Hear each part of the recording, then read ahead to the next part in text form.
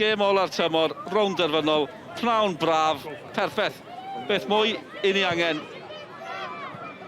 Wel, mae mor fywiog Billingham, dyw'r bas ddim yn wael chwaith. Pŵl i Caerdydd ar draws y gol.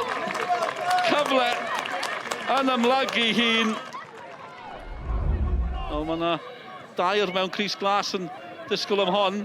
Peder nawr, mae Billingham yn gwneud rhediad hir. Hwyr, ble ni wedi mewn y canol, dal yno. Cyfle i Caerdydd, Genero o bellter yn tar y bar. Price. Bron yn gywir ar ergyd o bell yn tar o'r bar. Caerdydd eto. Yn bel obeithiol, wel, mae'n fwy na bel obeithiol os yw Pŵl yn gallu cyrraedd yna. Mae Pŵl yn gloff, mae wedi teimlo rhyw anaf bach fan yna. Ni'r esgyd sydd allan, Watkins yn mentro bell! Watkins di mentro! Mae Watkins di taro! A seren yn disgleirio i Caerdydd sydd ar y blaen yn y rownd derfynol, ychydig o ansicrwydd. Ond y seren Watkins yn poeni dim am hynny. Mae Caerdydd yn y blaen. Wel, Met, hanner cyfle i'r eilydd. Dos bosib ar y cyfle cyntaf tar o'r bar, Shannon Evans.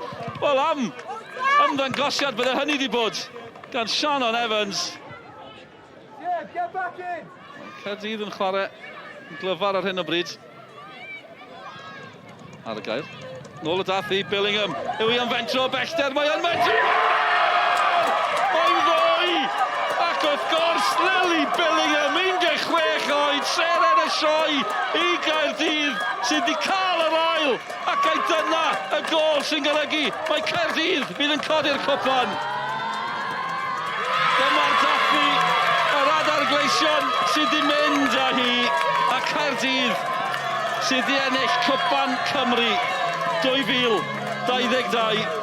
Well, Ian, you have just won the Welsh Cup. Congratulations on that performance this afternoon. You must be absolutely thrilled. Oh, wow. Wow. I'm a bit speechless, I'm not going to lie. I think a bit emotional. We've worked so hard. And everything's for the players. Everything's for the players. What a game. What a season. Of the Bluebirds. That's all I gotta say. Of the Bluebirds, FAW Cup champions. Let's go. It was an unreal experience. I'm lost for words. Met did keep us on our toes as it was 0-0 half time, but obviously we got the goal and we got the winning goal, and it's just surreal, honestly.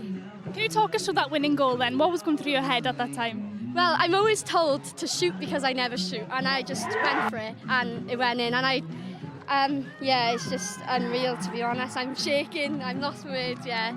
It's just unreal. Obviously disappointed, I think.